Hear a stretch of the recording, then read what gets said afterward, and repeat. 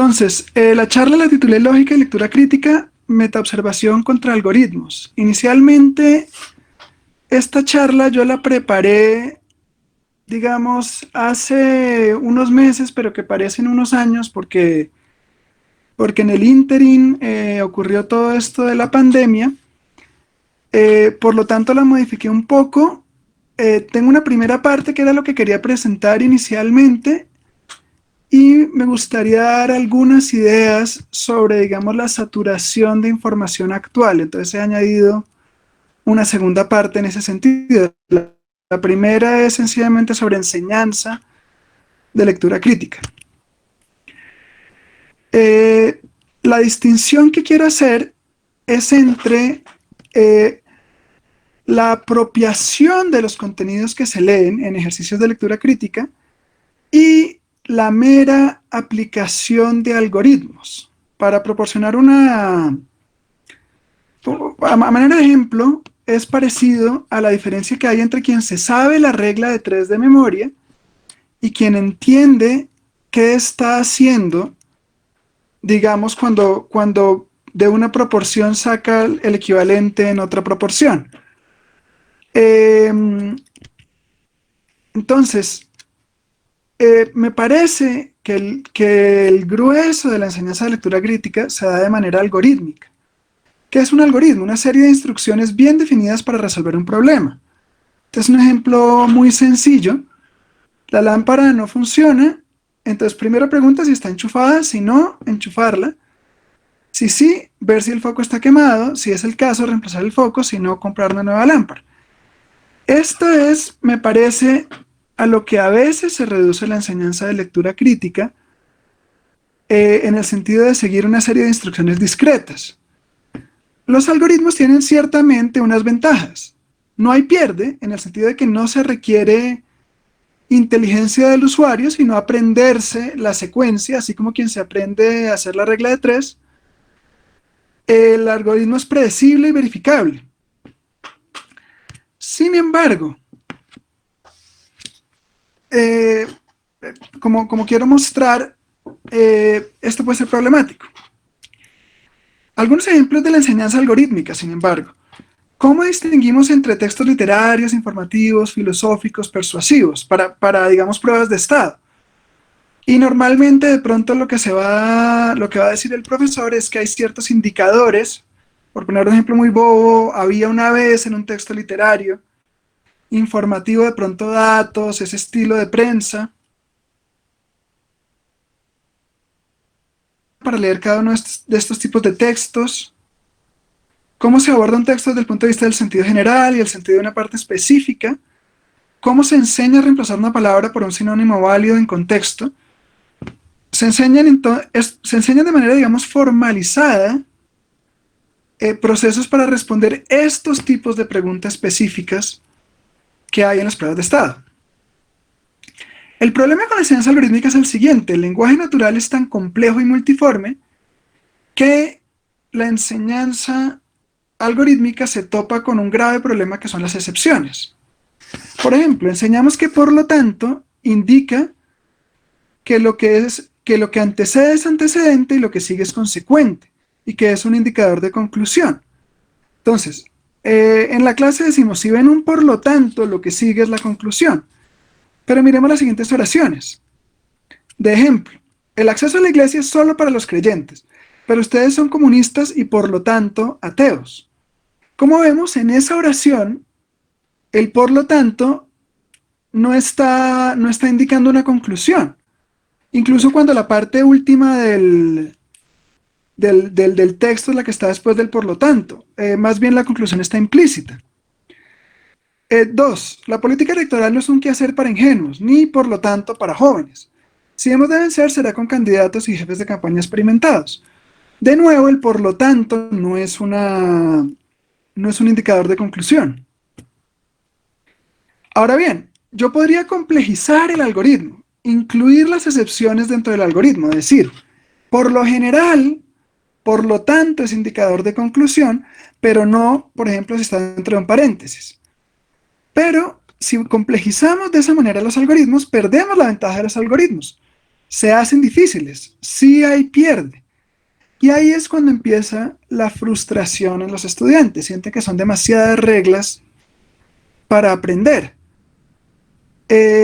Por eso diría yo que la estrategia algorítmica es útil como introducción a los ejercicios de lectura para producir familiaridad, pero que debe abandonarse con relativa celeridad, un poco como se abandonan las ruedas de entrenamiento en una bicicleta.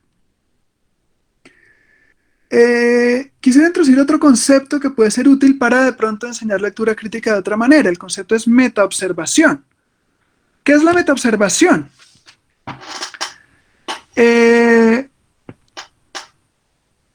Voy a introducirlo mediante un par de ejercicios de lógica. Primero, todos los peces viven en el mar. Los tiburones viven en el mar, luego los tiburones son peces. ¿Estará bien ese algoritmo? ¿Es correcto ese algoritmo? Perdón, ese silogismo.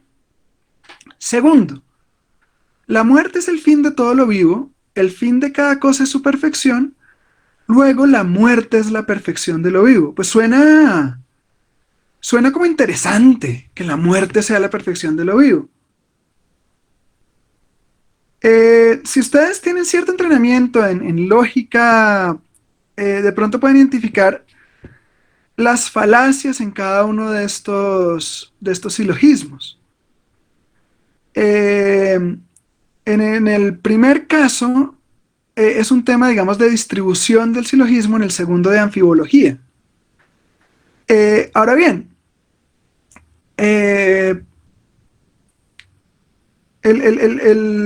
dos puntos quisiera hacer. El primero, toda persona sin que se le dé un algoritmo es capaz, con un poco de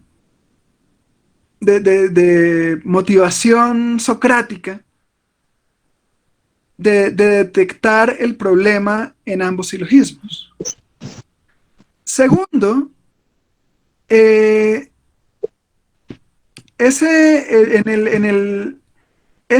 detectar el problema puede pasar por inicialmente haber considerado como correcto el silogismo.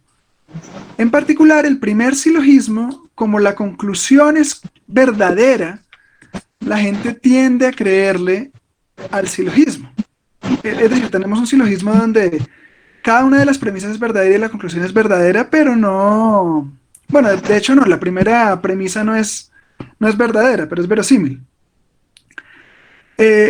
Y justamente quedamos en ese engaño. Darnos cuenta del engaño, darnos cuenta de cómo caímos en el engaño, requiere de metaobservación. Esto como mera introducción intuitiva al concepto. Entonces, para juzgar entre argumentos necesitamos establecer criterios de juicio. Esto requiere de metaobservación. En lugar de observar los objetos de la cognición, observamos los procesos cognitivos. Esta es la metaobservación. Darnos cuenta de nuestros propios procesos cognitivos, hacerlos objeto de observación. Este ejercicio, me parece que estoy a punto de poner, muestra fácilmente el tema de la metaobservación. Entonces voy a poner una instrucción y ustedes la tienen que seguir. Esta es la instrucción. No piensen en un elefante. Eviten a toda costa pensar en un elefante. Obviamente, incumplieron la instrucción. La pregunta es ¿por qué? En un contexto de un salón de clases, cuando uno pregunta, bueno, ¿y por qué no pudieron cumplir la instrucción si era tan sencilla? Era de hecho no hacer algo. La estaban cumpliendo la instrucción hasta justo el momento en el que la di. Cuando uno le pregunta a los estudiantes por qué no la pudieron cumplir, eso los pone en modo de metaobservación. Van a decir, no, pero es que entenderla implica incumplirla o algo por el estilo, pero de repente su mirada se va a mover del objeto de conocimiento, digamos, de un objeto externo de conocimiento, a la cognición en sí misma. Este otro ejercicio, algunos de ustedes lo conocen, pero de nuevo me parece conducente a la metaobservación. Entonces el ejercicio es este. Un Transmilenio sale del portal norte. En el portal norte se suben 50 personas.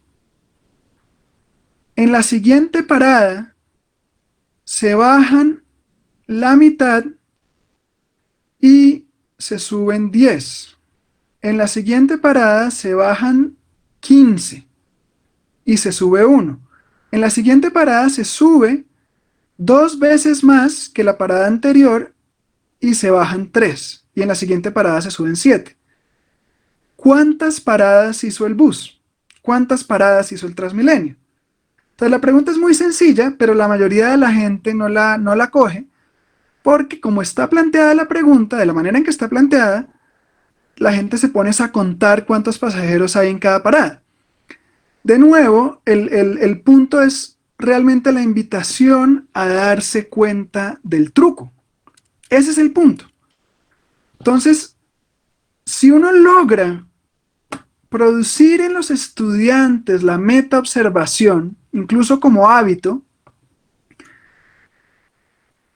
uno logra abrir en los estudiantes el ámbito de sus propias mentes. Y en ese sentido, logra que se den cuenta que ellos tienen las respuestas. Que ellos, para, por ejemplo, lectura crítica, no necesitan de un algoritmo. Ellos los hace conscientes de sus propias capacidades cognitivas en la medida en que uno ha logrado que los estudiantes la vuelvan objeto de cognición. La metaobservación tiene que ver con la lucidez, con la apropiación de los propios contenidos de la conciencia. Esta habilidad, aunque parece más difícil de enseñar, hace mucho más efectiva la enseñanza de la lectura crítica, propongo. La comprensión de un texto que pasa por la interiorización, por la asimilación del mismo, pasa por la paráfrasis. En la paráfrasis yo me apropio a conciencia los contenidos de un texto. Por supuesto, es posible parafrasear un texto sin apropiárselo. ¿De qué manera? Algorítmicamente. Entonces, parafrasear es una de las habilidades que enseñamos, pero a veces la enseñamos de una manera excesivamente mecánica, de, digamos, reemplazo de palabras por los sinónimos, y estamos cayendo en esa enseñanza algorítmica. A menudo es una técnica, digámoslo francamente, de plagio que se enseña activamente en educación básica y media. Entonces, veamos un ejemplo de paráfrasis algorítmica que sencillamente reemplaza por sinónimos. Si la oración original dice, meditar sobre la muerte, el final de nuestro viaje, resulta conveniente para comprender este mismo viaje en su totalidad, 3 doritos después, el alumno que sigue la técnica algorítmica podría decir lo siguiente: relajarse sobre nuestro fallecimiento, la culminación de nuestro paseo, resulta práctico para perdonar este paseo al 100%. Fíjense que cada palabra está reemplazada por un sinónimo válido, y sin embargo no hay ninguna apropiación del contenido. ¿Qué es necesario para una paráfrasis auténtica? Uno, ese descubrir las propias capacidades cognitivas a través de la metaobservación. 2, la práctica, pero 3, en la educación básica y media a veces se impide activamente la paráfrasis auténtica. ¿Por qué lo digo? La paráfrasis auténtica requiere de un lenguaje auténtico.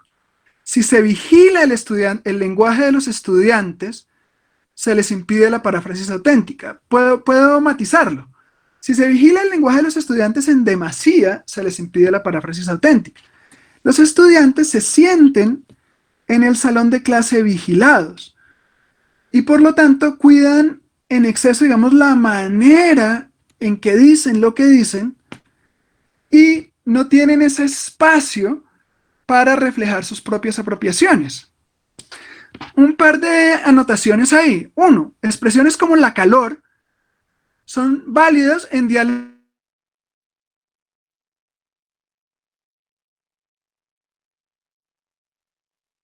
español bien, no están hablando el canónico o el que se habla en la academia, que pues hay que enseñarlo, pero su español es correcto en términos de su propio dialecto. Y de nuevo, si queremos una apropiación auténtica, debemos darles el espacio a los estudiantes de hablar en ese dialecto. Obviamente sí hay que enseñar el dialecto estándar y hay que enseñar a distinguir entre dialectos, pero eso es diferente de invalidar mediante la reprimenda o incluso la burla la manera de hablar de un estudiante. Segunda manera en que, digamos que cohibimos la paráfrasis auténtica. La paráfrasis auténtica debe entrenarse con temáticas auténticas y accesibles. Inicialmente las temáticas deben ser cercanas a los estudiantes.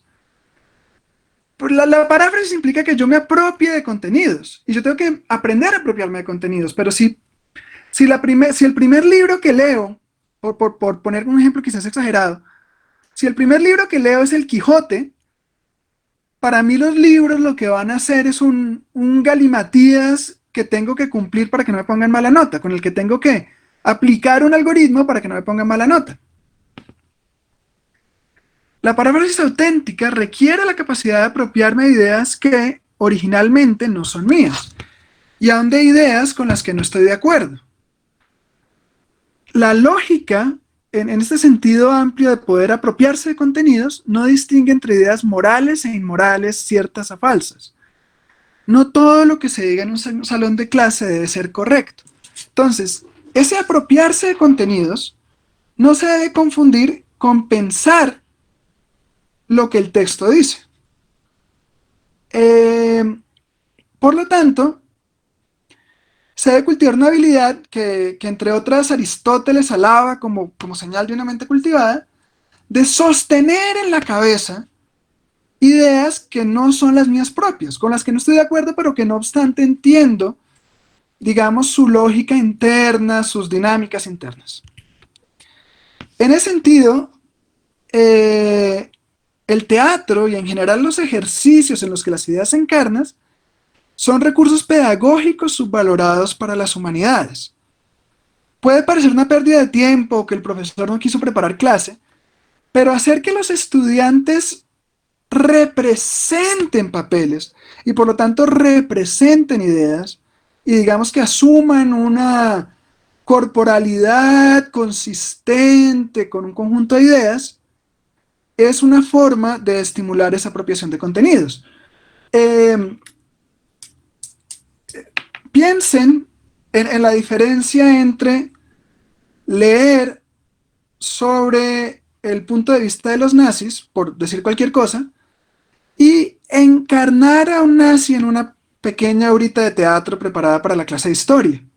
Y si de pronto en esa experiencia de encarnar no se produce una apropiación, y una vez que el estudiante descubre que las ideas se las puede apropiar, que no están afuera de él en los libros para ser tratadas con algoritmos, sino que las puede tener dentro de sí y puede mirar hacia adentro, la cosa cambia completamente. El asunto, digamos, de la enseñanza de lectura crítica. ¿Qué se gana con la paráfrasis auténtica? Cuando el estudiante aprende a parafrasear, se apropia de los contenidos de la lectura. Cuando esto ocurre, las respuestas son obvias y el trabajo se hace más fácil y llevadero que si se enseña de manera algorítmica. Cuando yo sencillamente entiendo lo que leo, me lo apropio, lo puedo parafrasear, ya no estoy consultando una lista de leyes o reglas o procedimientos que me aprendí de memoria y que fácilmente se me pueden olvidar, sino que para responder las preguntas de lectura crítica, estoy consultando mi propia comprensión de lo que leí. Estoy haciendo esa metaobservación. Yo leo en un vocabulario que me es ajeno, porque pues los textos no hablan en el dialecto del español que los estudiantes hablan. Yo leo en un vocabulario que me es ajeno, pero lo convierto en un pequeño texto propio, interno, apropiado. En mi propia comprensión interna del texto, hay un, digamos, segundo texto mucho más fácil, mucho más accesible para mí. Y cuando me ponen preguntas de comprensión de lectura, yo consulto ese texto interno. Obviamente que, digamos, aventarse a enseñar lectura crítica de esta manera implica confiar en la inteligencia de los alumnos. En ese sentido, esta es incluso una opción política, voy a decirlo de esa manera. Bueno, en este punto, me voy a quitar la presentación un momento para fijarme en el chat, ver cómo vamos. De pronto si hay alguna pregunta. Como les digo, tenía dos partes de la presentación. La segunda ya es como específica a la temática digamos, de la situación que estamos viviendo hoy en día. Si tienen alguna pregunta, les ruego la ponen por el chat. Puede ser la forma más organizada.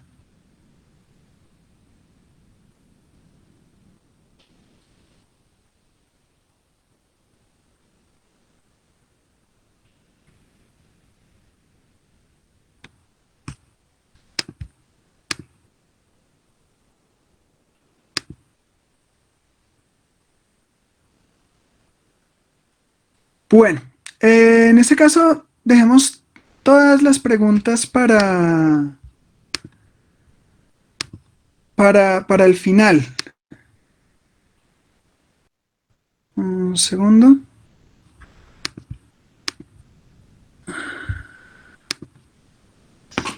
Bueno, el tema de lectura crítica, como les digo, como de pronto algunos llegaron después, la presentación sobre lectura crítica la preparé antes de que, digamos, la pandemia y todo lo que representa ni siquiera estuviera en el horizonte. Y sencillamente quería hablar de contraponer la enseñanza de lectura crítica mediante enseñanza de algoritmos para tratar los textos con una enseñanza a través de la apropiación.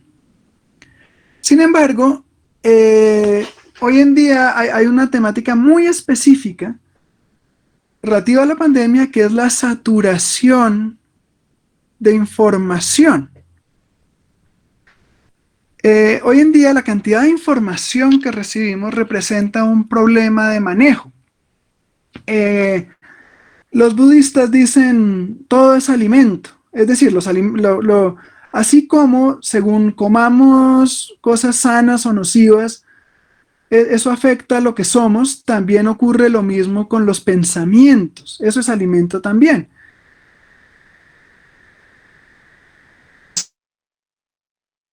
En general, hoy en día la gente tiene digamos, una dieta masiva de información que puede resultar dañina a su manera. Entonces aquí la imagen pongo sobre estas noticias falsas que pululan en redes sociales. En este caso, dice que la cocaína mata el coronavirus. Y se produce una forma de desmentir, que es que se repite la imagen de la noticia original con una leyenda que dice falso. Aquí vale la pena notar una cosa de lógica muy básica, que es que lo que tiene de común P y no P es P. Me explico. La negación de un mensaje todavía es difusión del mensaje. Richard Nixon, cuando se lanzó para gobernador de California, hace muchas décadas ya, en sus discursos hablaba de su rival. Era republicano, su rival era demócrata, y decía, y que no se diga de mi rival demócrata que es comunista. Yo niego vehementemente estos rumores de que mi rival es comunista. ¿Para qué hacía eso? Porque en todo caso ponía en las mentes de la gente la asociación entre demócrata y el comunismo, que era una cosa tan temida a mediados del siglo XX cuando ocurrió la campaña. Entonces, este desmentir noticias falsas presentándolas para negarlas es por lo menos problemático. Creo que la mejor vacuna contra las noticias falsas es también una enseñanza de lectura crítica de mensajes en medios. En este sentido, puede ser útil enseñarle a los estudiantes acerca de falacias informales, las falacias de argumentación que quizás todos conocemos. Esa es una buena manera de vacunar contra las noticias falsas, pero es importante, más que centrarse en, digamos, la lista canónica de falacias que encontramos en manuales de lógica, seleccionar aquellas que... perdón, sí, escucho. ¿Escucho? Bueno, un segundito me asomo al chat. Pensé que me parece que están tratando de comunicar conmigo. Ah, ok, ok.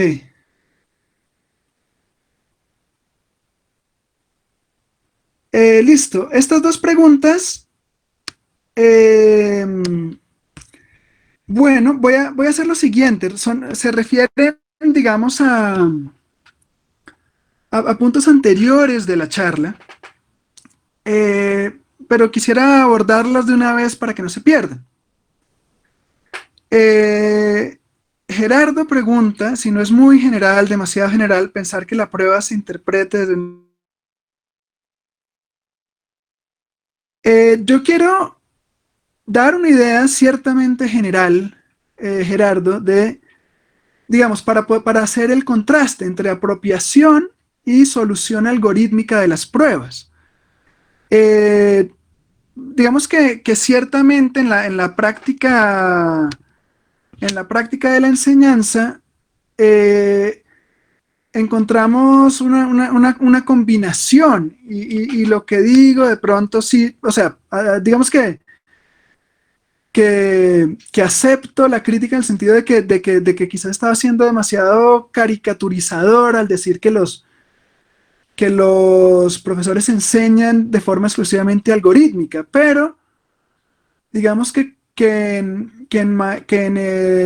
textos sobre enseñanza de lectura crítica, en prácticas, en cosas que se ve que se enseñan en la escuela, sí hay esa tendencia a la enseñanza, digamos, algorítmica. El caso de estudiantes que empiezan bueno, si hay esa tendencia a la enseñanza de algorítmica, y quiero introducir esa idea de enseñanza, digamos, a través de la apropiación de contenidos y de metaobservación. Y me parece que es útil principalmente la distinción, y para hacerla recurro a esta distinción un poco, digamos, caricaturesca, o sea, un poco exagerada. Aquí hay una pregunta: ¿cómo sería el caso en estudiantes que empiezan a leer? Bueno, estamos hablando de otro nivel de formación, eh, y en el cual me parece a mí que lo más importante que hay que hacer es enseñar a disfrutar la lectura. Creo que o sea, hablo un poco desde mi sentir nomás, pero creo que no es momento de enfocarse en la lectura crítica tanto como enfocarse en cultivar un gusto por la lectura, porque el que tiene ese gusto por la lectura, de hecho, camina solo. Eh, Él mismo busca textos, cultiva su habilidad lectora, cultiva su independencia de pensamiento. Si en ese momento de empezar a leer logramos enamorarlo de la lectura, uno, y dos, pues ya este es un tema no tanto del docente, sino más político. Si los estudiantes tienen acceso a material de lectura de calidad y espacios de lectura de calidad, sin los cuales ese amor por la lectura pues no, tampoco se puede dar. Tatiana pregunta, aquí tengo un problema con el chat, no me muestra el final de la pregunta, ahora sí. En la presentación decía que se debe confiar en la inteligencia de los estudiantes para llegar a este proceso, pero al ser este un proceso de práctica y conciencia del mismo, ¿cómo poder inculcarlo al abordarlo con estudiantes que no están acostumbrados a leer y hacer una reflexión de lo que se lee? Eh, claro, digamos, la confianza no implica dejarlos solos. Y creo que en la pregunta está la misma, lo mismo que yo respondería. Lo primero es acostumbrar a leer y a hablar de lo que se lee. Si los textos que se presentan a estudiantes que no tienen el hábito lector son pertinentes para ellos, eh, esto, esto ayuda en buena medida a lograr que se apropien de los contenidos y empiecen a hablar de ellos. Eh, Como dije al principio de la charla, mi experiencia como profesor de educación básica y media, tengo un poquito, pero es escasa. Pero, por ejemplo, sí pude darme cuenta, voy a poner dos ejemplos. A un estudiante con problemas de lectura, lo puse a leer crónica deportiva, porque pues le gustaba el fútbol y demás, y resultó efectivo. De repente estaba hablando de lo que leía. Y en otra clase tenía que enseñar Tristán e Iseo, literatura medieval, y los estudiantes no tenían un punto de contacto con eso, pero les gustaba, digamos, Hollywood, ¿no? Hablar de películas y actores y este tipo de cosas. Entonces les dije que su tarea era hacer la adaptación al cine de Tristán e Iseo. Piensen qué partes de la historia incluirían, qué partes excluirían, si lo harían en, digamos, en animación, en 3D o en persona, qué actores contratarían que hagan ese rol de productor. Eh, eso pone, digamos, un enganche de pertinencia que hace que los estudiantes que no están acostumbrados a la lectura, digamos que traten de entrar a ella. Ese truco de hacer la versión de Hollywood, pues no sé, me parece que salió bastante bien, tienen todo el permiso de ensayarlo. Gustavo Adolfo Castro pregunta, ¿cuáles podrían ser algunas herramientas o pautas para desarrollar esa apropiación auténtica de los contenidos en los estudiantes? Eh, Aquí, y el punto es importante, no,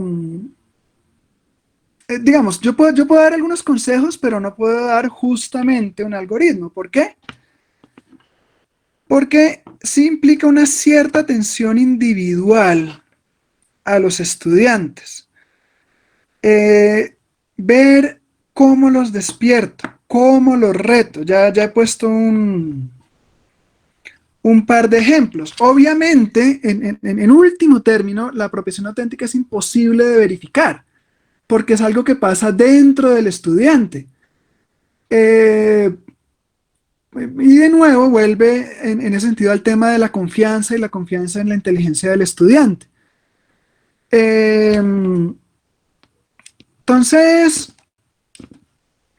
pero el punto, yo diría, es empezar muy pequeño.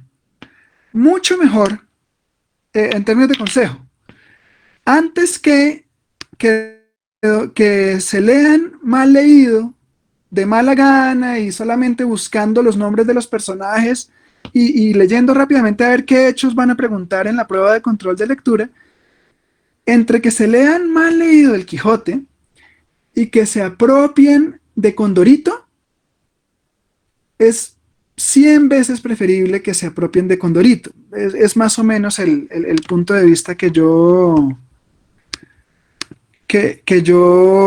defendería. Eh, bueno, sí, me parece importante haber respondido a estas preguntas cuando llegaron, para que no se perdiera un poquito ese tema. Quiero ahorita entonces retomar retomar lo que estaba diciendo ya del contexto específico de coronavirus. Entonces, estaba diciendo, tenemos este problema de la saturación mediática, la saturación de noticias falsas que aún cuando se desmienten, se difunden. Y hay un reto muy particular de nuestros tiempos de enseñanza de lectura crítica. Enseñar sobre falacias, siempre y cuando sean las falacias pertinentes. No es una cuestión de ceñirse a la lista canónica de falacias que uno encuentra en un manual de lógica, sino buscar un poquito las que ocurren efectivamente en redes sociales. Me parece que las siguientes falacias son las más comunes alrededor de los fakes, de las noticias falsas y demás. El falso dilema, digamos,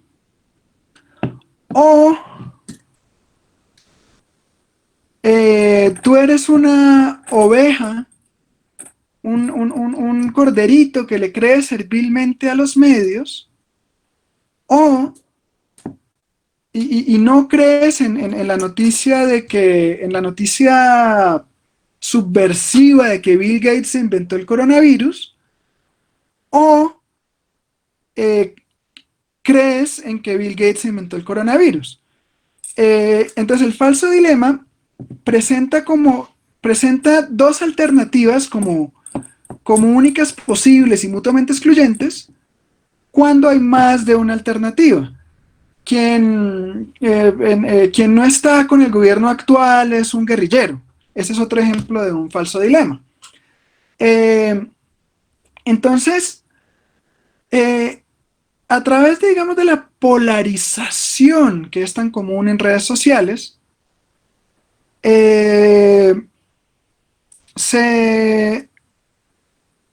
le da credibilidad a noticias usando esta estrategia del falso dilema.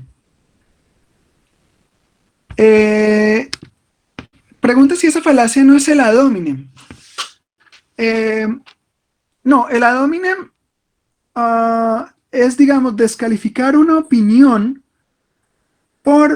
a través de descalificar a quien la sostiene. Creo que aparece a veces en redes sociales y ciertamente es parte de la polarización, pero por lo general cuando se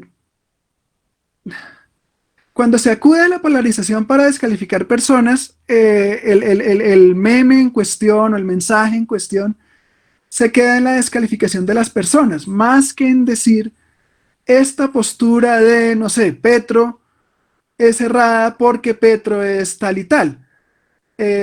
Lamentablemente, digamos que la mayoría de los mensajes en redes sociales no llegan a ese nivel de sofisticación. O sea, ni siquiera alcanzan a ser falacia ad hominem, en mi juicio. Más bien, por ejemplo, generalización apresurada, falacia causal, ha habido, no sé, 3 casos de coronavirus en venezolanos en este barrio, entonces los venezolanos son los que esparcen el coronavirus. O, digamos, esa post hoc ergo propter hoc, porque algo pasó después de otra cosa, una cosa es causa de la otra. El caso más patético hoy en día es el tema de las torres 5G y el coronavirus. Digamos, son sencillamente 2 eventos que coincidieron en el tiempo, y porque coincidieron en el tiempo, se asocian causalmente. Ahí el tema es enseñar, digamos, que la correlación no implica causación necesariamente. Finalmente, yo diría apelación a la autoridad. Aquí hay dos casos: falsa atribución a una autoridad adecuada y atribución a una autoridad irrelevante. Entonces, falsa atribución a una autoridad adecuada es poner en boca de Einstein algo que Einstein nunca dijo y por lo tanto darle una credibilidad. En tiempos de campaña política en Colombia se usa, por ejemplo, la foto de una celebridad y apoyando una causa que esa celebridad no apoya. Ocurrió, me parece, con, por ejemplo, Mariana Pajón, la ciclista en el último ciclo electoral. Eh, y atribución a notoriedad irrelevante, que aplica también. Aún si Mariana Pajón apoyase cierto partido político, pues es un atleta, es un atleta competente y muy bien que le vaya bien, pero pues no es una autoridad competente en temas de política. En ese sentido, yo diría que hay una apelación a una autoridad irrelevante también cuando se citan como fuentes de noticias falsas, digamos, portales de noticias que suenan serios, pero que en verdad no lo son en absoluto, que son, por ejemplo, un blog o cosas por el estilo.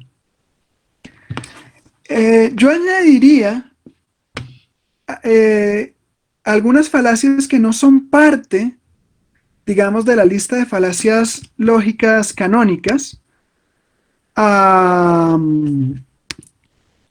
porque se encuentran mucho en redes sociales. La apelación al secreto. Esto no existe no existe, de nuevo, que yo sepa, no existen manuales de lógica, pero es muy común en noticias falsas en redes sociales. Ustedes, estoy seguro, han visto esas propagandas como la forma de bajar peso que los médicos no quieren que te enteres. O eh, el gobierno está ocultando la noticia de que China eh, de que China fue el que creó el coronavirus o cosas por el estilo. Digamos, hay esta información secreta, privilegiada, que te llegó a ti como ser privilegiado, y al creerla vas a ser parte de los privilegiados que no están siendo engañados, que no tienen acceso, que solo tienen acceso, digamos, a la información común. Eh, esta apelación a la indignación, aquí hay una cuestión, digamos, neurológica. Cuando uno lee una noticia muy indignante, ¿sí? La indignación, digamos, desde el punto de vista neurológico, la emoción de indignación se activa antes que el pensamiento crítico. En la campaña que ganó Jair Bolsonaro en Brasil, la campaña presidencial, circuló por cadenas de WhatsApp una noticia de que su rival, Haddad, había estado en una fiesta en Sao Paulo, en una fiesta de niños, en que a los niños les habían dado biberones, niños muy chiquitos, o sea, bebecitos, les habían dado biberones cuyo tetero, pues la parte de chupar, tenía forma de falo, tenía forma de pene. La noticia es, por supuesto, absolutamente, o sea, es ridícula. Pero ¿qué pasa? La gente, antes de evaluar lo fiable de la noticia, ya está indignada, porque uno lee algo que le parece indignante y ya se despierta la emoción de indignación antes de que entre a operar, digamos, el pensamiento crítico. Entonces, esta es una manera de producir credulidad de noticias, porque cuando ya la gente, cuando ya tendría que evaluarla críticamente, ya está indignada. Incluso puede que la persona no crea la noticia, pero se ha logrado producir el efecto de indignación, por ejemplo, contra un rival político. Finalmente, apelación al deseo. Sencillamente, las buenas noticias la gente se las cree. Es, o mejor, no exactamente lo que no exactamente las buenas noticias. Aquello que las noticias que dicen lo que yo quiero que digan, porque a veces la gente se quiere indignar o quiere odiar a alguien y se crea una noticia porque le da permiso para hacerlo. Pero las noticias que dicen lo que yo quiero que digan, eh, yo me las tiendo a creer. Todos estos son subgrupos de lo que en los manuales, digamos, subcategorías de lo que en manuales llamamos ad populum. Es decir, falacias que apelan a las emociones del público y lo convencen por razones emocionales. La apelación al secreto apela a nuestra vanidad. La apelación a la indignación, a nuestra agresión latente y nuestras ganas de sentirnos moralmente superiores. Y la apelación al deseo, pues digamos, a nuestras ganas de que el mundo funcione como queremos. Aquí recordaría que esta lista de falacias no tiene un número predeterminado. Las falacias, no hay 20 falacias en el mundo o 30 o un número determinado, sino que son diferentes maneras de de engañar a la gente o de la gente engañarse a sí misma que van surgiendo con el tiempo. Y pueden haber tantas como, o sea, pueden surgir nuevas, uno las puede descubrir. Es importante en términos de apropiación del conocimiento que los estudiantes sepan que pueden descubrir nuevas especies o subespecies de falacias, así como un biólogo puede entrar a la selva y descubrir una nueva especie de animal. Los estudiantes, cuando se les enseña falacias, tienen que enseñárseles que la lista no es exhaustiva y que de pronto ellos pueden descubrir nuevos tipos de falacias. Y eso implica de nuevo confiar en esa inteligencia de los estudiantes. Entonces, esto en cuanto a las falacias, y creo que un entrenamiento ciertamente de alguna manera vacuna contra noticias falsas o engañosas. Pero, y muchas de las presentaciones, digamos, de este tiempo que no es solo de pandemia, sino de webinares y conferencias por computador, ha habido cantidades. Creo que esto se ha mencionado bastante, pero hay un tema que creo que no se ha mencionado lo suficiente, que es el tema de la saturación mediática. Compartir o creer datos falsos no es la única amenaza que presenta el actual ecosistema de medios. La mera cantidad de datos que recibimos, uno, ahoga la información relevante y dos, no permite encontrar un hilo conductor, una manera de asimilar lo que absorbemos. Volvemos al tema de la apropiación. Voy a discutir esos dos puntos por separado. La cantidad de datos ahoga la información relevante. El uso de cortinas de humo por parte de clases dirigentes a través de los medios de comunicación. Yo recuerdo exactamente el día en que dejé de ver los noticieros nacionales, digamos RCN y Caracol. Ese día me había enterado por otros medios, por internet, de un gran derrame de carbón por parte de la Drummond, de la carbonera Drummond, en la bahía de Santa Marta. Que fue un problema ecológico, digamos, bastante grave.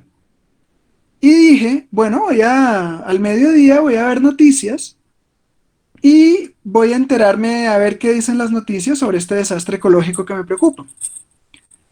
En ninguno de los dos noticieros hubo mención alguna al desastre ecológico. En cambio, en uno de ellos le dedicaron, y yo estaba pendiente, digamos, porque me parecía, pucha, no van a hablar de esto. En uno de ellos le dedicaron unos 7 minutos de tiempo de noticiero, que es un montón en términos de tiempo de televisión. Le dedicaron 7 minutos a que un indigente, un habitante de calle, le pegaba a su perro, y que qué indignación que el indigente le pegara a su perro. Ciertamente no está bien pegarle a los perros, pero mediante la presentación de noticias irrelevantes se le quita espacio a noticias relevantes. En ese sentido, yo pondré un poquito de sospecha a veces en que a veces los partidos políticos, los miembros de partidos políticos, dicen cosas escandalosas e indignantes adrede para desviar la conversación de escándalos peores.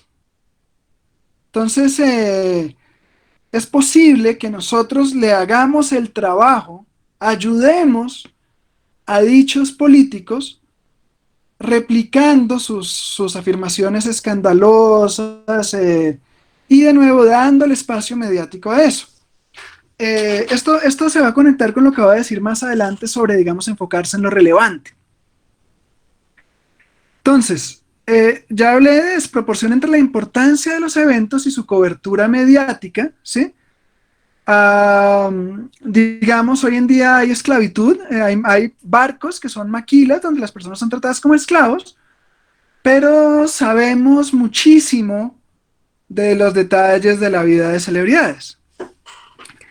Eso, ahí podemos culpar a los medios, pero el tercer punto me parece más interesante. La desproporción en nuestro propio ecosistema mental, en nuestra propia mente, entre aquello a lo que le dedicamos nuestro pensamiento y aquello que es importante para nosotros como individuos. Si hacemos ese autoexamen, de nuevo, metaobservación, yo creo que muy pocas personas se sentirían satisfechas con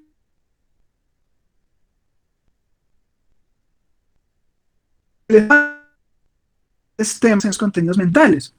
¿Cuánto tiempo pasamos pensando en lo que leímos en redes sociales, vimos en Twitter, que de pronto realmente no nos afecta o no es importante si es así o asá?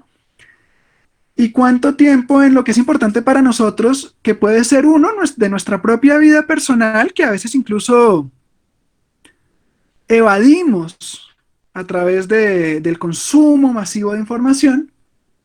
O dos, incluso, es decir, hay que estar enterado de la política, por supuesto, y de lo que pasa en el país y en el mundo, y bregar a hacer que sea mejor. Pero entonces, ¿cuál es la información que realmente es útil para nosotros en ese sentido? Información sobre la que nosotros podemos obrar. ¿Sí me hago entender? Información que yo digo, bueno, ahora que leí esta noticia, puedo hablar con mis vecinos o con mis trabajadores a ver si nos organizamos ante esto. O incluso, ahora que leí esta noticia, puedo hablar con mis familiares a ver si les cambio la opinión sobre esto o aquello. ¿Qué tanto tiempo paso pensando en eso? Digamos, ¿y qué tanto tiempo paso pensando en cosas que realmente a mí no me alimentan? El otro tema de la saturación de medios es que no permite encontrar un hilo conductor, una manera de asimilar lo que absorbemos. Básicamente, los seres humanos no somos computadoras.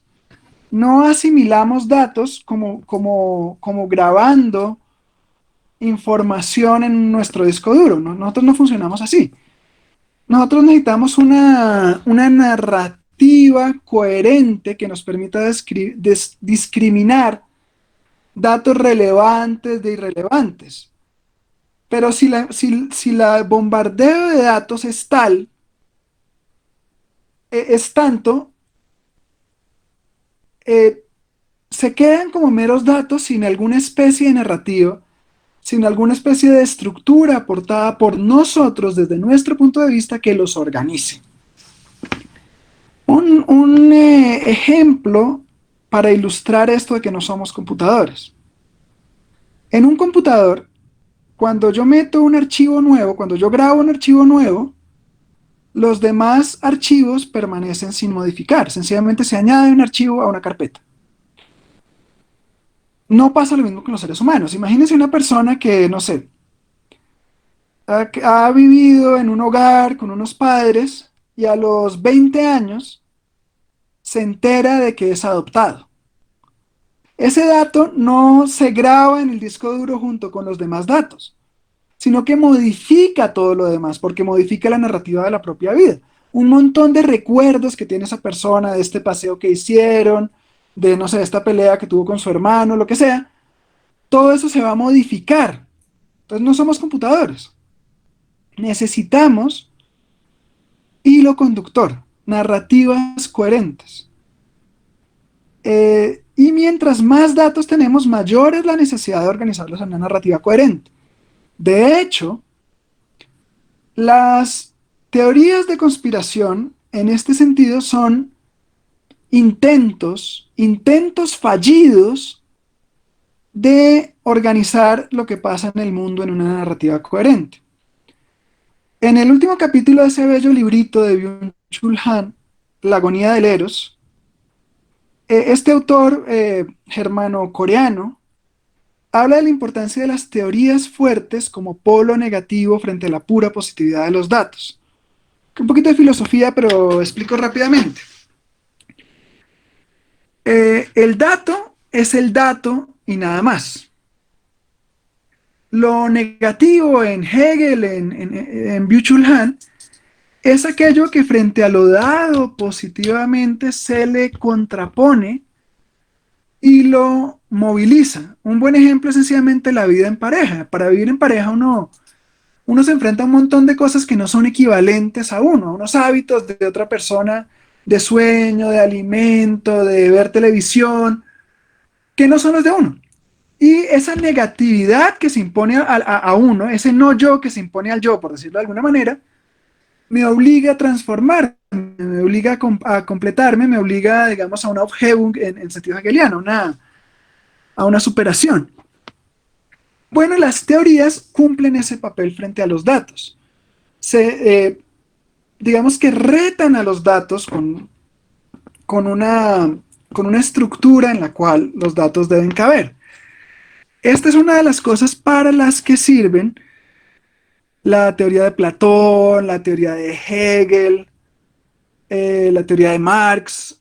Esas grandes narrativas, ojo, no es que sean ciertas o falsas, son estructuras que usamos para dar sentido a los datos. Y en el ecosistema de medios en que vivimos, de Twitter y Facebook y demás, lo que tenemos son datos, datos, datos, datos, datos, datos, datos. Es muy bueno para el ecosistema mental de uno tomar un paso atrás, ese es el momento de la negatividad, y ver, bueno, esto cómo cuadra en una narrativa más amplia. Ese es parte del papel, digamos, de las humanidades, que son tremendamente pertinentes en la escuela y especialmente pertinentes en momentos de crisis donde hay esta saturación mediática. Bueno, ¿qué hacer ante la saturación mediática? Así como introduje en la primera parte una distinción entre, digamos, apropiación y manejo algorítmico de lecturas, aquí también quiero introducir unas distinciones.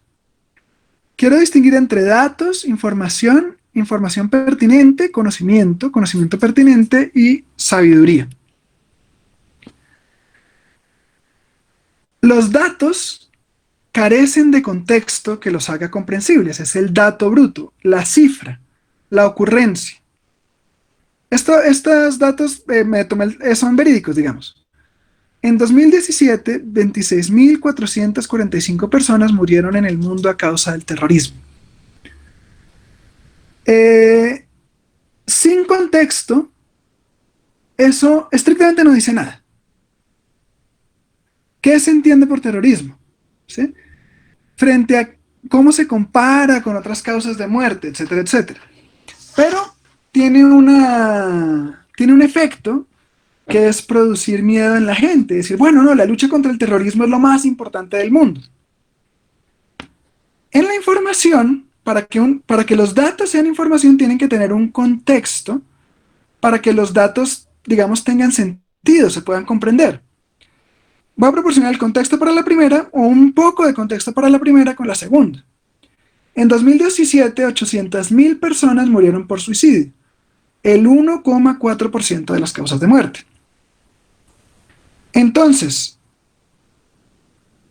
varias veces más, decenas de veces más personas murieron porque tomaron su propia vida de las que murieron por suicidio, por terrorismo. E incluso esas decenas de personas solo representan un poco más del 1% de la población. ¿Por qué es un contexto? Primero, no, si el tema es de qué nos deberíamos preocupar, creo que el hecho de que tanta gente en el mundo llegue a un nivel de desesperación tal que tome su propia vida, debería ser más preocupante que el terrorismo. Deberíamos crear sociedades más humanas, menos violentas con los individuos, digamos, donde cada individuo valga, tenga derechos garantizados, que preocuparnos por un problema que siendo real, en todo caso, es mínimo frente a otros problemas de la sociedad. Entonces ahí hago la distinción entre datos e información. Eh, Ahora, todavía tenemos de la información, hay una que es pertinente y otra que no. Nótese que en mi taxonomía no hablé de datos pertinentes, porque los datos no son pertinentes.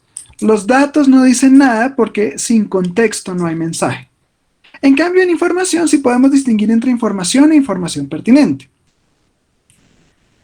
La información pertinente es aquella que altera mi comportamiento una vez la asimilo. Es decir, es una diferencia que hace una diferencia. Voy a poner de ejemplo, antes, esto está un poquito retórico el de la presentación, voy a poner uno un poquito más neutro antes.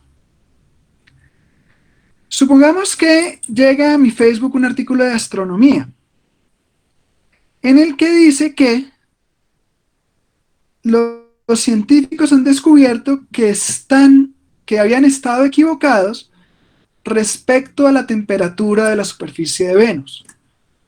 La noticia dice, los científicos creían que la temperatura en la superficie de Venus era de 200 grados centígrados. Nuevas mediciones indican que la temperatura en la superficie de Venus puede ser de hasta 248 grados centígrados. Para los astrónomos que estudian Venus, seguramente eso hace una diferencia. Tienen que revisar sus cálculos, tienen que replantear de pronto las sondas que quieren hacer, tienen que replantear su idea de cómo se formó Venus en el periodo de la formación de los planetas, etcétera, etcétera. Pero para mí, que no soy astrónomo y no sé nada de astronomía, me da exactamente lo mismo si la temperatura de Venus es de 200 grados centígrados o de 248 grados centígrados. Es decir, sería una diferencia que no hace una diferencia. En cambio, para volver a un ejemplo anterior, enterarme de que fui adoptado es una diferencia que hace una diferencia. Ahora sí, la pregunta retórica. ¿Es diferente mi vida si me entero que una celebridad fue infiel? ¿O si hay una mínima posibilidad de que el coronavirus fue hecho en un laboratorio? O sea, supongamos, no, es que eso lo hizo un laboratorio Bill Gates. O supongamos que eso es posible. ¿Eso qué implica que yo haga diferente en este momento? ¿Sí? O sea, ¿cómo debo cambiar mi vida a raíz de esta información? O estoy pensando muy concreto en una amiga que en buena medida inspiró esta segunda parte de la conferencia. Pasa pegada de Twitter, es de Bucaramanga, se sabe los datos, todos los datos de lo que pasa con el coronavirus en Bucaramanga y vive en Chapinero, entonces todos los datos de Chapinero y hora a hora actualiza, digamos, en el grupo de WhatsApp que tenemos nos actualiza, miren, pasó esto y esto. Cambia mi vida si los muertos hoy fueron 120, 4 más que la semana pasada. Empezando que es un dato, porque no hay un contexto. ¿Esto qué quiere decir epidemiológicamente, etcétera, etcétera? Ese mero dato hace que yo tenga que hacer las cosas diferente. Estrictamente lo único que hago mirando estos datos es aumentar mi ansiedad. Entonces, comparemos esa información no pertinente con, por ejemplo, saber cuáles son las restricciones de movilidad vigentes en mi ciudad. ¿Cuáles son las reglas que tengo que seguir ahorita con el coronavirus? Esa sería información pertinente. Entre información y conocimiento. El conocimiento brinda la posibilidad de crear modelos que categorizan, explican y predicen los fenómenos. Entonces, tengo información, pero además de eso tengo un conocimiento en el sentido de un modelo que integra la información, las diferentes piezas de información discretas en un modelo amplio donde interactúan. Siguiendo el ejemplo anterior, es mucho más valioso entender la matemática de la epidemiología que seguir el día a día de las cifras crudas. Pero nadie quedaría la pregunta, ¿ese conocimiento es pertinente para mí? Habría que ver. Pues digamos, obviamente que toca tener cierta idea de qué tan mal está el coronavirus. Pero cabe la pregunta, ¿hasta qué punto? Y lo otro es conocimiento que, digamos, me empacha, me satura. Y como nuestro cerebro es finito, sostener nuestros contenidos mentales, ese tipo de información implica no sostener otra. Y implica, por lo tanto, pues básicamente perder la posibilidad de tener contenidos más pertinentes en la propia mente. Ese sería el conocimiento pertinente, conocimiento que me permite organizar la información que tengo en modelos respecto a información que es pertinente para mí. La sabiduría es el conocimiento pertinente que me brinda lucidez, serenidad o comprensión global de los fenómenos que me atañen. Un ejemplo, o por lo menos eso espero, es esta conferencia que están escuchando. Tanto en la primera parte como en la segunda. Yo estoy dando unas distinciones grandes que podrían ayudarles a guiarse mejor en el aula de clase, a guiar a los estudiantes mejor en el tema de navegar el actual ecosistema de medios y de pronto incluso a ustedes mismos también ayudarles a mejorar su dieta de contenidos de redes sociales. Con esta distinción podemos escoger una dieta mediática con criterio. No asimilar datos, información ni conocimiento que no sea pertinente, preferir el conocimiento a la información y la sabiduría al conocimiento. Bueno, de nuevo, espero que esto les haya resultado útil, interesante. Veo que hay un par de intervenciones en el chat. Voy a mirarlas y los invito a preguntar y demás.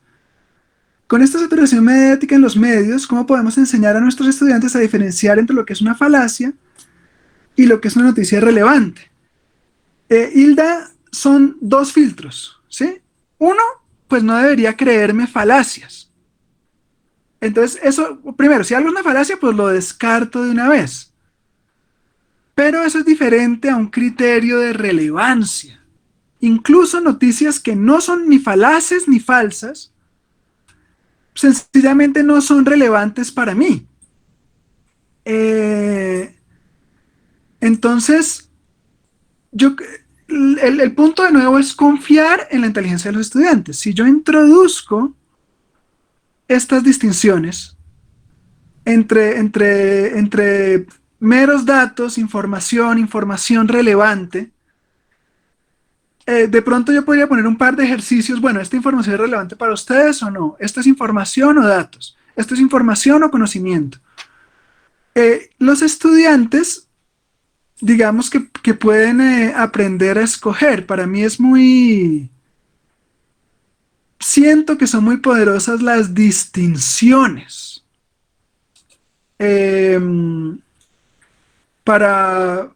Y con las distinciones la gente ya anda sola más o menos. O sea, yo puedo hacer unos ejercicios, pero como para dar impulso, y son ejercicios para mí también. Tengo a Andrés en pantalla. em,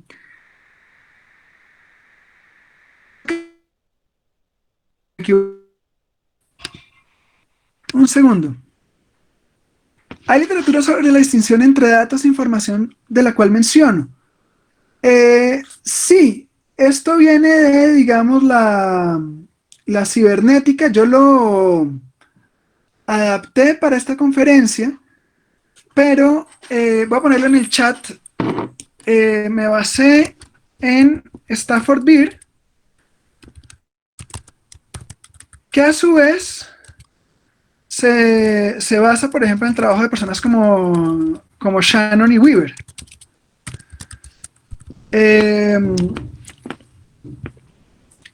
todo caso, les pongo aquí mi correo.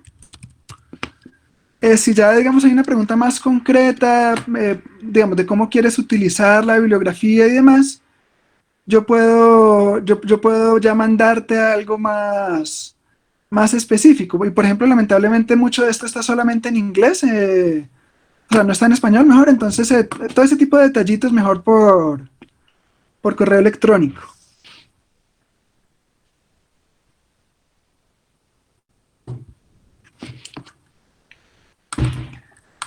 Bueno,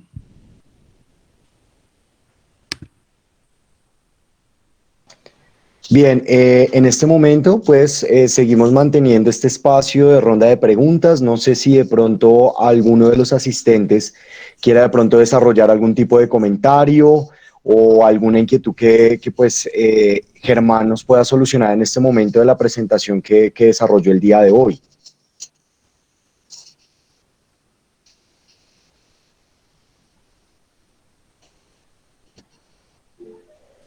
eh,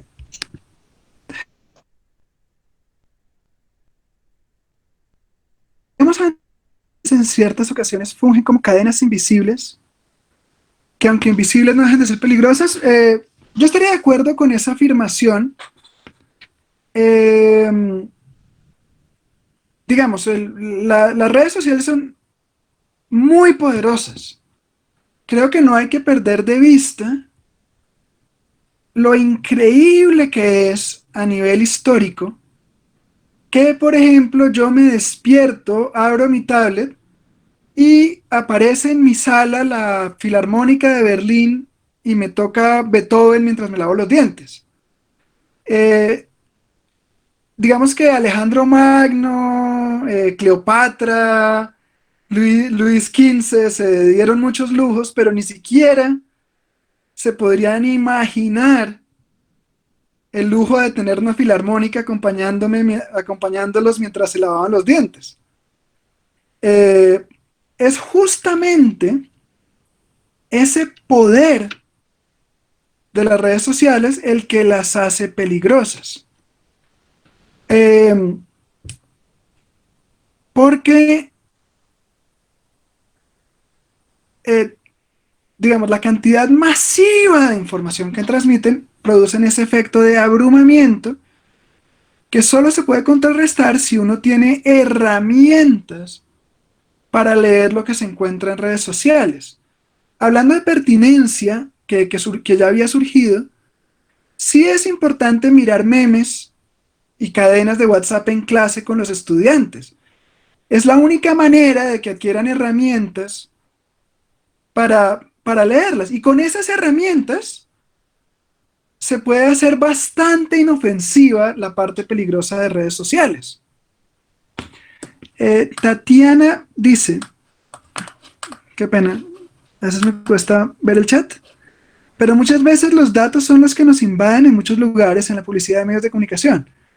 Es mejor inculcar la profundización y discernimiento entre los datos que nos dan, siendo la información que buscamos autónomamente, la que nos da el verdadero valor entre los datos dados.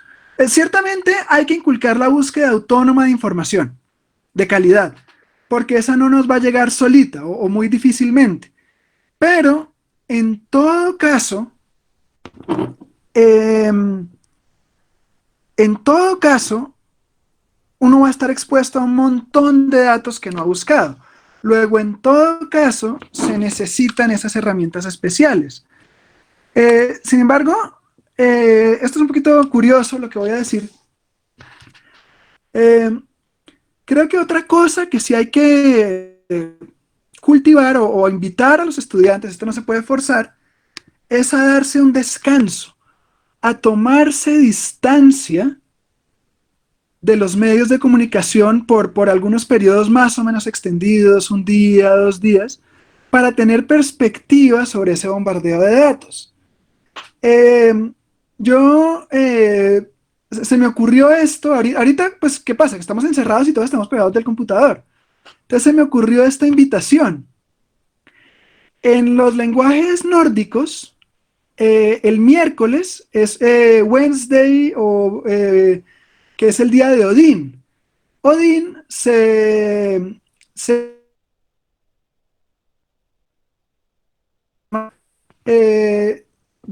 un poquito chistoso. La invitación mía es, bueno, ¿por qué no los miércoles nos quitamos un ojo y nos pegamos un descanso de pantallas? ¿Sí? Y de pronto leemos un libro o algo así, pero no ese bombardeo de noticias, no ese bombardeo de publicidad. Y creo que esa es una invitación de pronto que puede tener efectos benéficos. Tener un día fijo donde yo no estoy siendo bombardeado por más datos. Ya vimos que esos datos, por ejemplo, están hechos para producir indignación, reacciones emocionales. Entonces cada dato me pone en un lado y me van como zarandeando y de pronto ese momento de quietud mental frente a la información de redes sociales sí puede ser muy útil. Mi opinión personal, en México se hace hincapié en la memorización, no en el análisis. Lo que sí no impide enseñar a los jóvenes a hacerlo, sí es un lastre muy grande. Exacto, esto tiene que ver con lo que decía con lo algorítmico. Yo me memorizo o bien los contenidos o bien maneras de lidiar con los contenidos. Y entonces no hay énfasis en apropiación. Y la apropiación no es en mi propio lenguaje, es desde mi propia apropiación de contenido que accedo a través de la metaobservación, no desde datos que cuando me los memorizo son, digamos, trascendentes a mí, diferentes a mí. Aprenderse las capitales de los departamentos de Colombia, las capitales de los estados de México, es una lista que es ajena a mí, que no estoy apropiada, solamente me la aprendo, y digamos, una muestra que es ajena, es que me la aprendo en un orden determinado y es realmente la cancioncita la que me aprendo, por decirlo así. Entonces, digamos, de esto va la invitación y las distinciones que he querido introducir.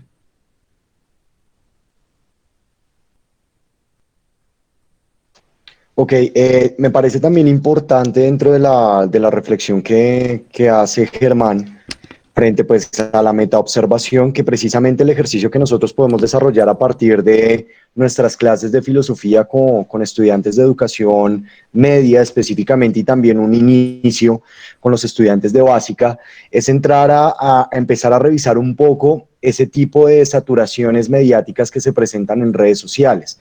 Yo siento que como profesor es supremamente importante entrar a identificar con los estudiantes las distintas informaciones que se mueven por medio de las redes sociales que ellos tienen. De por sí creo que todos nosotros hemos tenido en algún momento las situaciones donde ellos, hasta en los ambientes escolares, específicamente de las clases, están utilizando precisamente estas distintas informaciones de las diferentes redes sociales que ellos tienen. Para lo cual también quiero hacerles una invitación dentro de nuestro canal de YouTube. Varios de nosotros como profesores de educación básica y media nos tomamos la tarea de tratar de reflexionar acerca de la pregunta de cómo realizar una lectura adecuada desde lo virtual. Entonces yo les invitaría también a que ustedes puedan acceder precisamente a ese material. Muchos de los docentes de la red han utilizado ese material también dentro de sus clases porque trata a partir de ejemplos y de recursos de las redes sociales mostrar pues obviamente este tipo de saturación mediática, pero también brindar las distintas herramientas que pues en este caso la lógica formal e informal pues evidentemente nos posibilita. También respecto a este tema, Permítanme que, bueno, Tatiana González dice, considero que es desaprender la forma catedrática en la que se da la información en las clases y la manera aburrida con la que ven los estudiantes la lectura, para que todo este contexto que se trató hoy se aplique de manera óptima.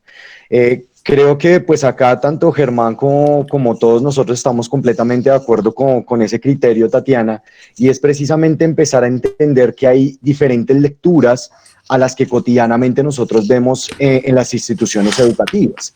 Sí, normalmente el estudiante concibe la lectura, leer El Quijote de la Mancha, leer García Márquez, cuando realmente dentro de la realidad pues nos movemos también a partir de otro tipo de lecturas que también son importantes tenerles pues el valor y pues la importancia que se necesita y más en el contexto en el que nosotros nos Eh, encontramos. Sobre eso, Tatiana, Andrés, yo quería mencionar un tema que he obviado hasta ahora, pero que es importante. Y es que los profesores nos movemos dentro de un contexto institucional.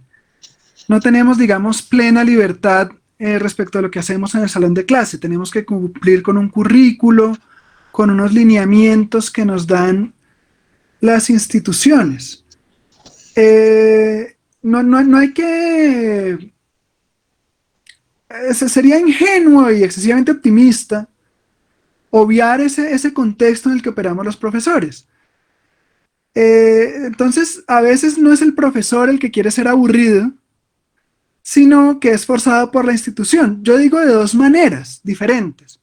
Una, a veces la institución le dice, no, usted tiene que enseñar estos contenidos. Pero si a los estudiantes les parece aburrido, puede decir el profesor, no, pero es que esos son los contenidos de octavo, eso es lo que usted tiene que enseñar, esos son los contenidos de este nivel.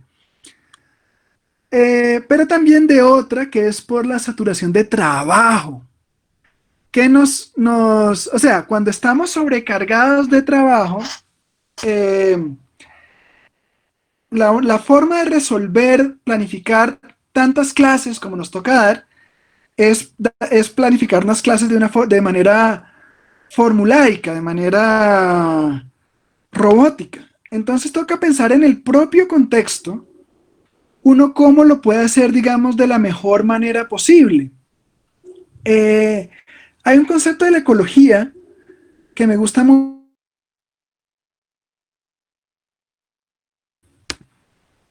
Eh, si ustedes buscan ahorita en Google, criptozoísmo les va a aparecer, porque esa palabra se la apropiaron los que les gustan las teorías de que existe pie grande, el monstruo del lago Ness y todo eso.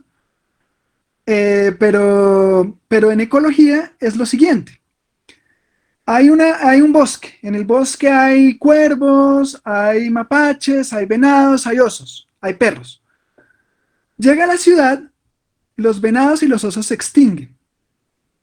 Los perros se domestican, pero los cuervos, los mapaches, se las arreglan para seguir viviendo salvajemente en el contexto urbano. Entonces, mi invitación a los profesores es a ser criptozoicos. La propuesta de Fermín, espero que se entienda. Es decir, no irse lance en ristre contra la institución porque me echan y ya, porque me corren del trabajo y ya, pero buscar la manera dentro de los lineamientos de la institución para, comillas, seguir siendo salvaje. Desde el punto de vista institucional, es la pregunta de Fermín, la libertad de cátedra de los docentes. eh, mi posición en general en ese sentido es la siguiente. La institución educativa, al contratarme, ya está confiando en mí. Si después, digamos que vigila estrechamente mi quehacer docente, eh, no me está dando la latitud necesaria para hacerlo de la mejor manera que considero posible.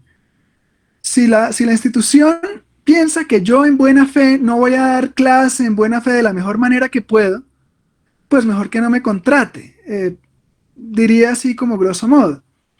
Sobre este tema del exceso de trabajo, creo que ata con lo que pregunta Alejandra Ayala.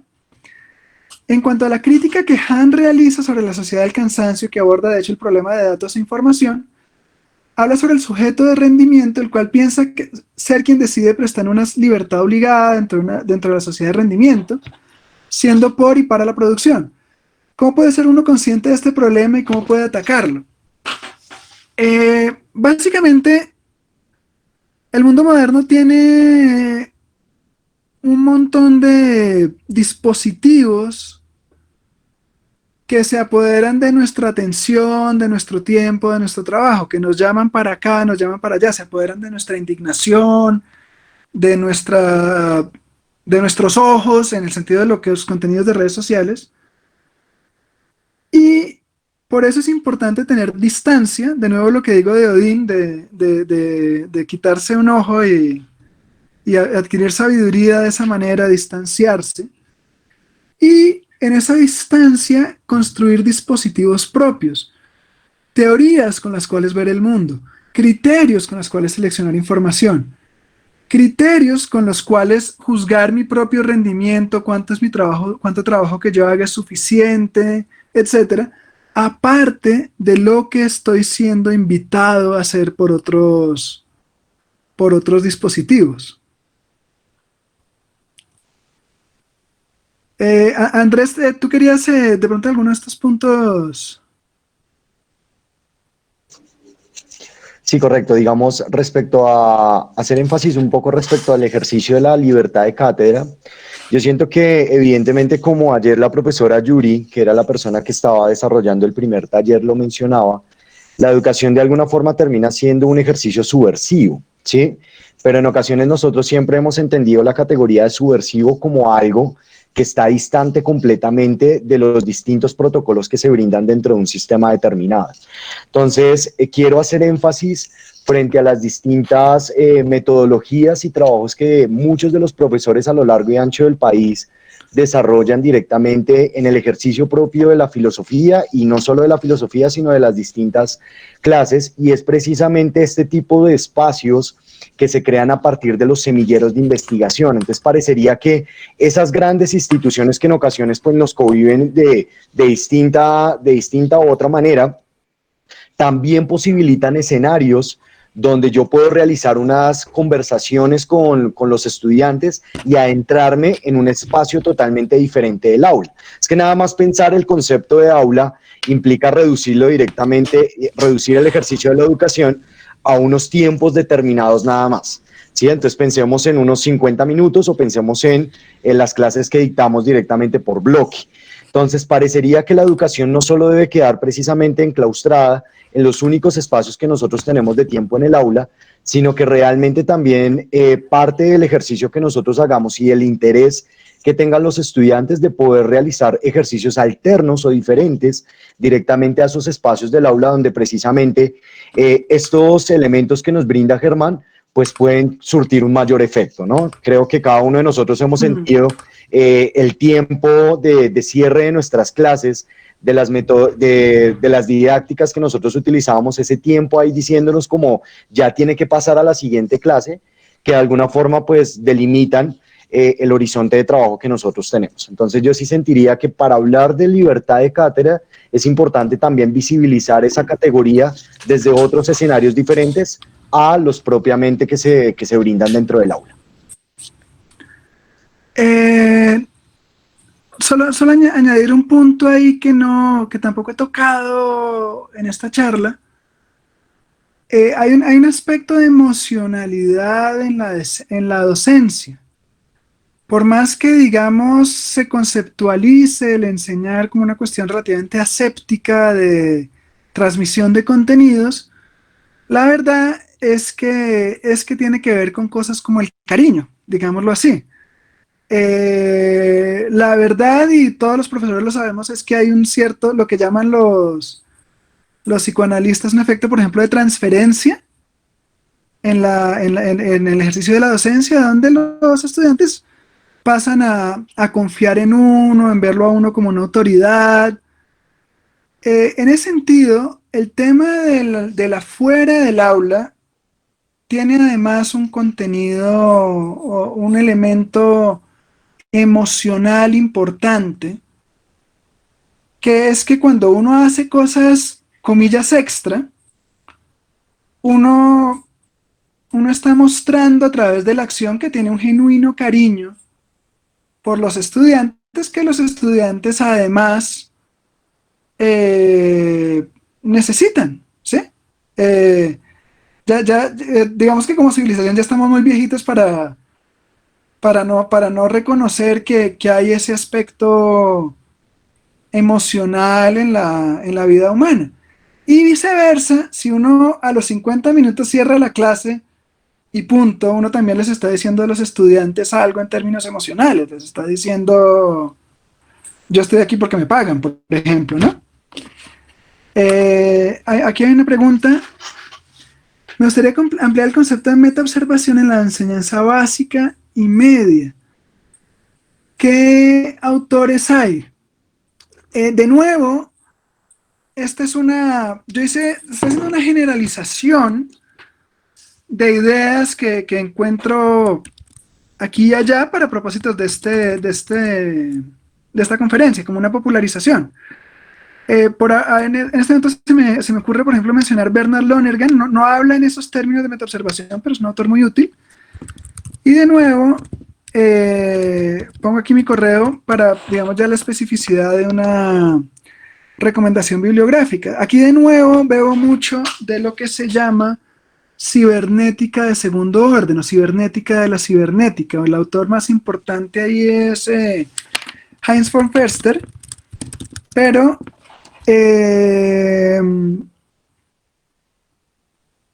pero es un poco, o sea, no es de fácil lectura, digamos. Por ello más bien prefiero, si me escriben, yo puedo dar una recomendación mucho más puntual, ya relacionada con un propósito específico.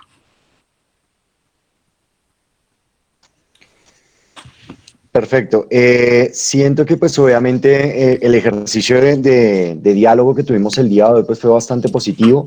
Un agradecimiento inmenso al profesor Germán pues obviamente por este espacio y pues también a cada uno de ustedes por tener la disponibilidad. Quiero tomarme estos segundos pues para poderlos invitar a cada uno de ustedes a que puedan, pues los docentes que estén interesados en hacer parte de la red de docentes de filosofía de educación media, básica y media, lo puedan hacer a partir del formulario. Lo mismo nos puedan seguir por medio de nuestras redes sociales, donde nuestra intención evidentemente es que estos procesos de conversación y de diálogo filosófico y pedagógico pues los sigamos haciendo en los siguientes meses. Entonces en este momento les estoy colocando por medio del chat tanto el formulario de inscripción de Red Filo como nuestra página de Instagram, el canal de YouTube, Facebook. Importantísimo tener presente estos videos que están en YouTube, que pueden complementar un poco esa practicidad de los elementos que mencionó el día de hoy Germán, ya directamente en un escenario específico de básica y media. Por último, pues nos gustaría a todos invitarlos a que nos puedan colaborar con una pequeña encuesta de satisfacción frente, pues evidentemente, al ejercicio de la jornada del día de hoy. Para nosotros es importante cada uno de los comentarios que ustedes nos puedan desarrollar, porque a partir de ellos, pues evidentemente nosotros podemos tomar una serie de características y transformaciones para los diferentes espacios que tendremos después de este taller. Y por último, invitarlos el día de mañana al el último taller que tendremos, que es sobre lectura crítica y literatura, donde empezaremos a hablar un poco a partir, pues obviamente, de la exposición del profesor Gerardo Masutier, que se encuentra en este momento dentro de esta sesión.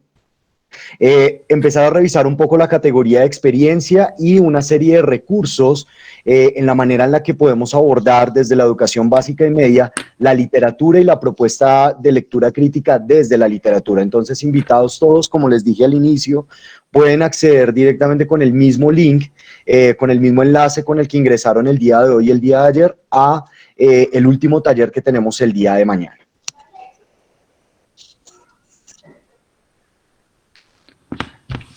Bueno, por mi parte, no más